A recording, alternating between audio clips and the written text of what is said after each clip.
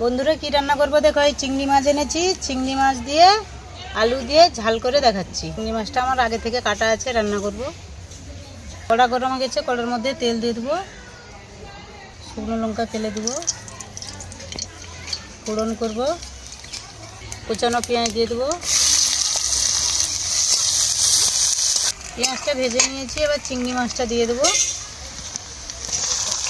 রাখা আলু দিয়ে দেবো, টমেটো কুচি দিয়ে দেবো, মতো লবণ দিয়ে দেবো, পরিমাণ মতন হলুদ দিয়ে দেবো, তা দিয়ে একটু কষিয়ে নেবো। সবজিটা কষানো হয়েছে নাকি দেখে নেবো। কষানো হয়ে গেছে, আবার বেটে রাখা লঙ্কা বাটা দিয়ে দেবো, ঢাকা দিয়ে দেবো। কষানো হয়েছে নাকি দেখে নেবো। হয়ে গেছে, এবার পরিমাণ মতন জল দিয়ে দেবো।